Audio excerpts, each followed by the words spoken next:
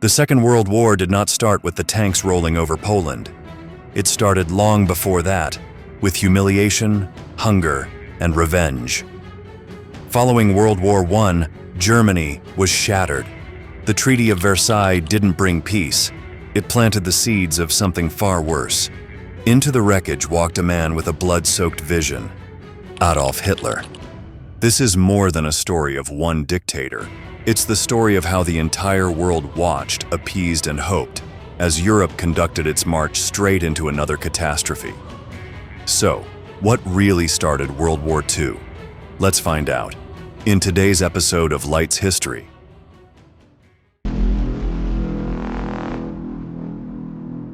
When the guns of World War I fell silent in 1918, Germany was not just defeated, it was destroyed.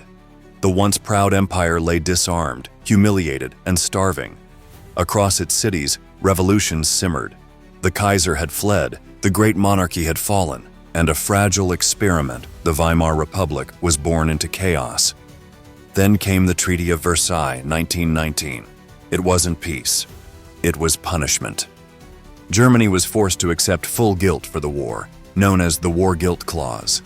Its colonies were stripped away. It ceded more than 13% of its territory, including major industrial areas. Its army was cut back to 100,000 personnel, 0 tanks, 0 air force, 0 submarines. On top of that, it owed 132 billion gold marks, an impossible sum in war reparations. To the Germans, Versailles was strangulation. They denounced what they called a diktat, a dictated peace, not a negotiated one. Defeat didn't only smash Germany's armies, it shattered its spirit. Millions of veterans returned home disillusioned. They had endured mud, gas, and horror in the trenches, and now they were being treated as losers. Some refused to believe they had actually been defeated, but rather betrayed from within. Politicians, Jews, Marxists. This became the core of the stab-in-the-back myth, a conspiracy theory that the German military had been sabotaged by internal enemies.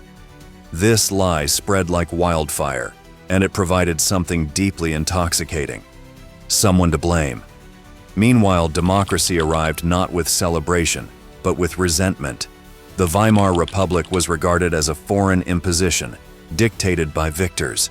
Newspapers were flooded with extremist rhetoric. Paramilitary groups, such as the Freikorps, roamed the streets, clashing with communists and intimidating dissenters. Many Germans did not want progress. They craved order, power, a return to imagined glory.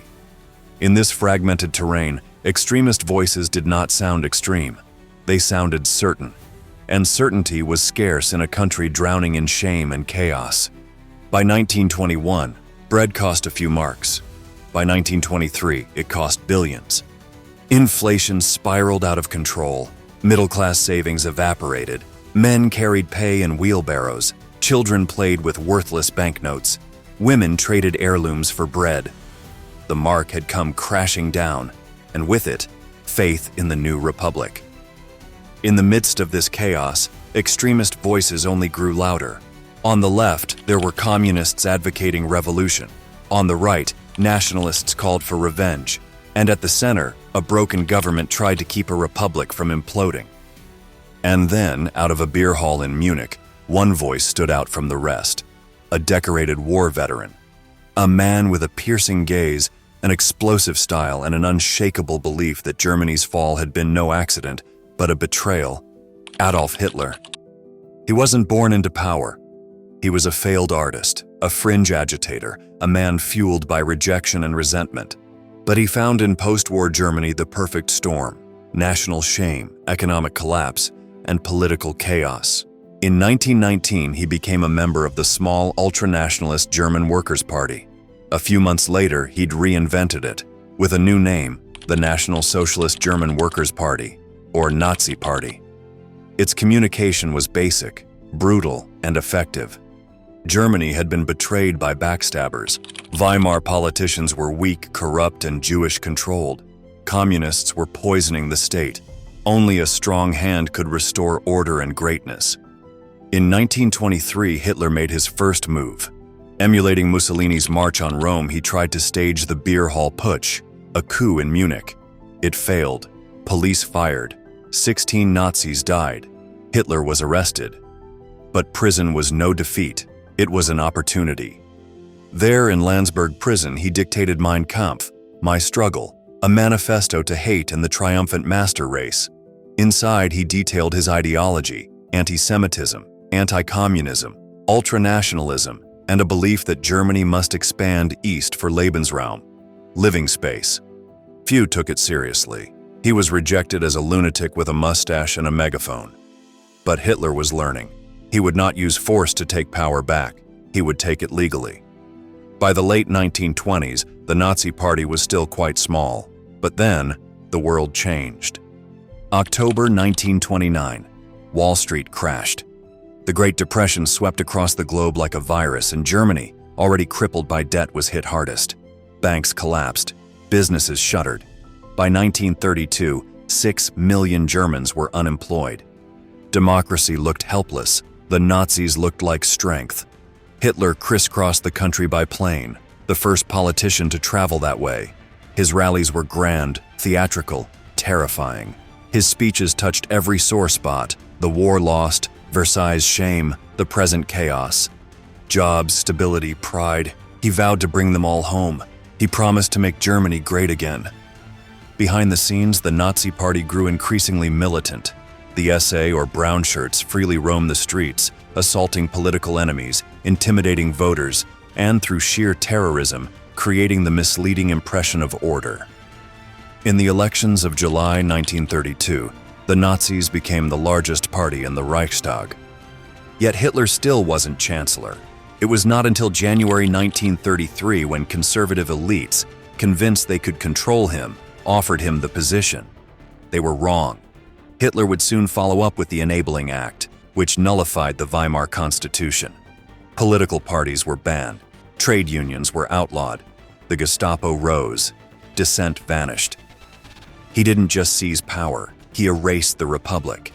Now the man who once shouted in beer halls stood at the head of a new totalitarian state. But this wasn't the end. It was only the beginning. Because even as Hitler was stifling opposition at home, he'd already turned his gaze outward, toward revenge, toward expansion, toward war. Before we move on to the next section, please don't forget to subscribe if you liked the video so far. By 1934, Hitler was more than just the chancellor. He was Führer, the leader of a nation prepared to rise again. Opposition had been crushed, civil liberties dismantled. The SS, now under Heinrich Himmler, replaced the SA and became the regime's blade. Every lever of state power was under Nazi control. Now Hitler turned outward. He had been honest about his aims: tear up the Treaty of Versailles, rebuild Germany's military, win back lost territory, and push east for Lebensraum. But he also knew he could not go too quickly. Not yet. So he began with defiance disguised as diplomacy. In 1935, Hitler implemented conscription, violating the Treaty of Versailles. Germany's new military, the Wehrmacht, was established, and planning for tanks, submarines, and an air force started at once. France and Britain objected, but did nothing. Then, in March 1936, Hitler took his first real risk.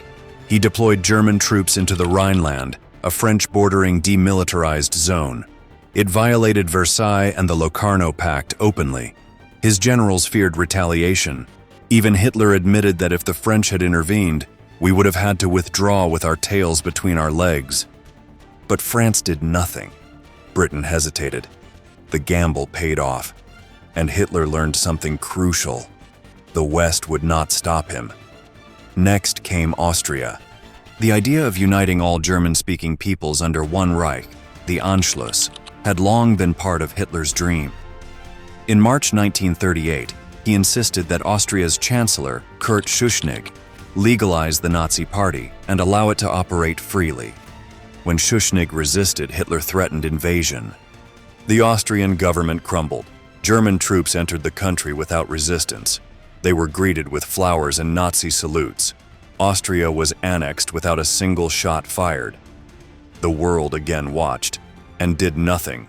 As Hitler absorbed Austria, he wasn't only acquiring territory, he was sending a message. The Germany that had been shackled by Versailles was now unafraid to act, and victorious. Nazi propaganda called it a homecoming. There were cheers on the streets of Vienna, where footage showed cheering crowds, but behind the camera, Jewish shops were smashed, dissidents rounded up, and opponents beaten. Overnight, Austria's Jews became subject to Nazi racial laws. There was international discomfort, but little resistance. U.S. President Franklin D. Roosevelt expressed concern but offered no concrete action. France was politically paralyzed. Britain, meanwhile, was still clinging to Chamberlain's belief that Hitler was a rational actor. Meanwhile, Germany's neighbors watched nervously. Czechoslovakia fortified its borders, but it was on its own. Lithuania quietly surrendered the Klaipėda region, Memel, in 1939 after German pressure, another bloodless victory for Hitler. Romania and Hungary made economic concessions, afraid they'd be next. Each move emboldened Hitler further.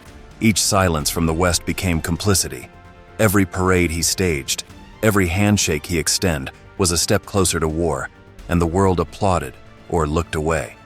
In Britain, Prime Minister Neville Chamberlain hoped Hitler could be reasoned with. He believed Germany was simply reclaiming what had been unfairly taken. The French, haunted by World War I, followed his example.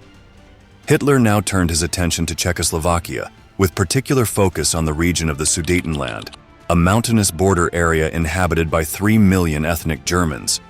He launched a propaganda offensive alleging that Germans in the region were being oppressed. Tensions soared. War seemed inevitable. But in September 1938, with war looming, Chamberlain flew to Germany in a final bid to avoid conflict.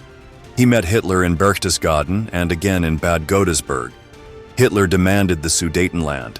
Chamberlain agreed, without consulting Czechoslovakia. The agreement was finalized in Munich Conference on September 30th, 1938. No Czech representative was invited.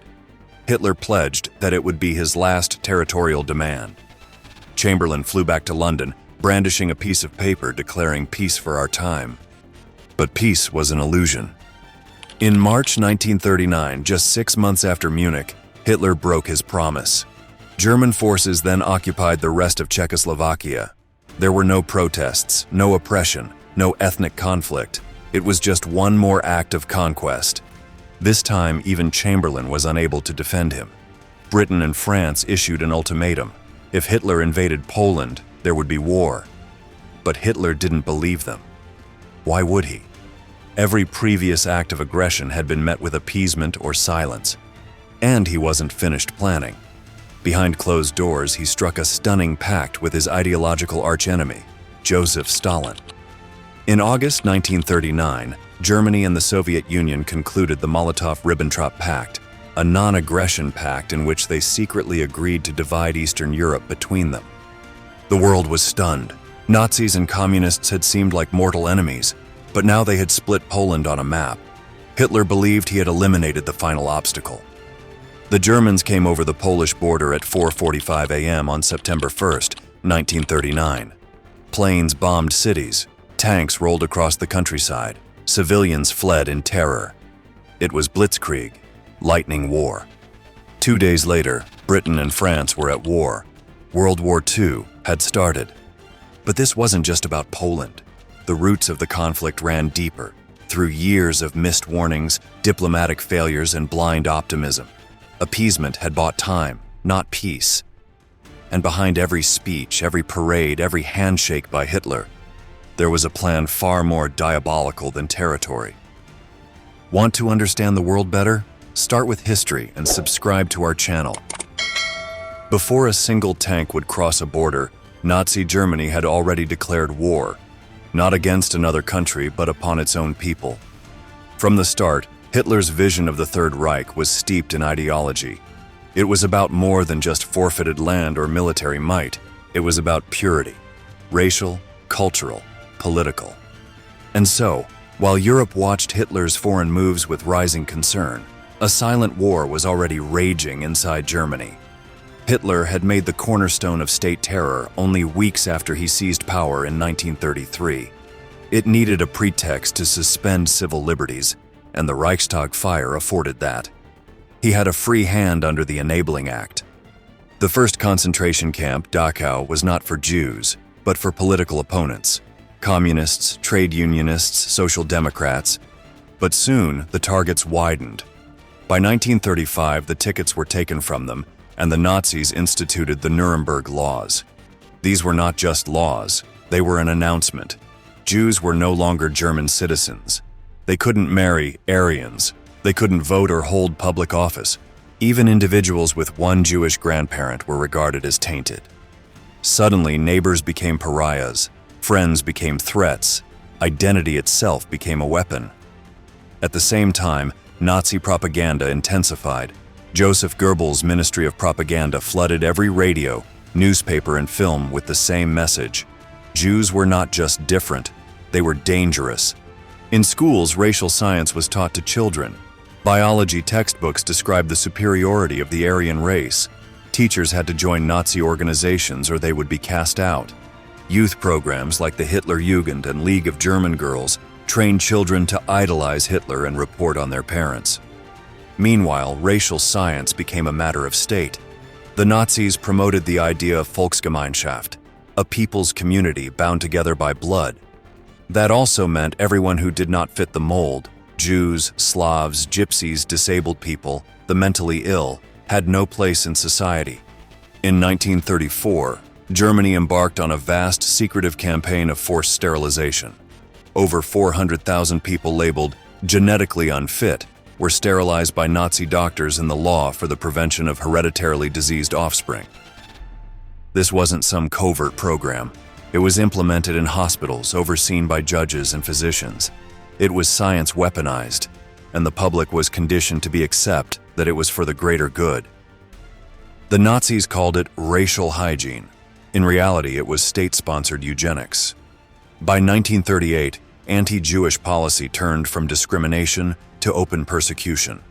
In November, after a young Polish Jew killed a German diplomat in Paris, the Nazis unleashed a coordinated attack across the Reich.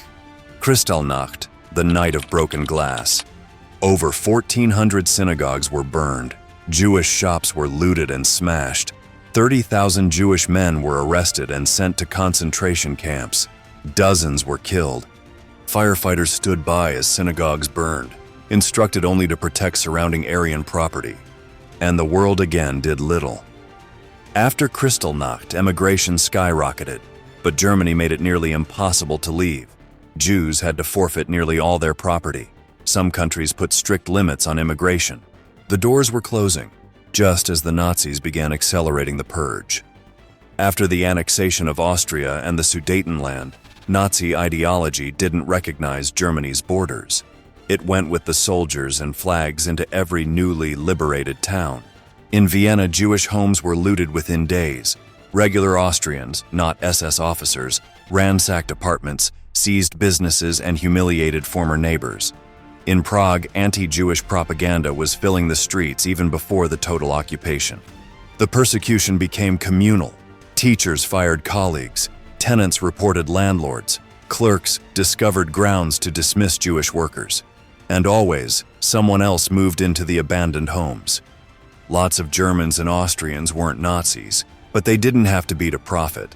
They only had to stay silent or step up if the system made them an offer. The regime had not yet resorted to wholesale massacre. It relied on everyday complicity. And that may be the darkest truth of all. Hatred was not propagated only through fear. It spread through incentive. For millions, ideology was no more a burden. It was an opportunity. Meanwhile, another program to be conducted in secret was beginning to grow, the T4 euthanasia program. Beneath the banner of mercy, the Nazi state legalized the killing of children and adults with physical or mental disabilities by doctors. They were starved, injected with poison, or gassed. It was the initial experiment in mass murder on German soil, and a model for what would come in the East.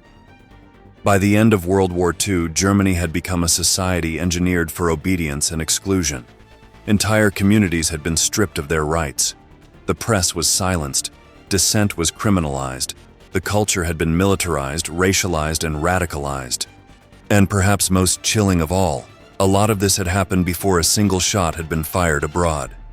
Modern art was declared degenerate. Paintings were seized, museums purged.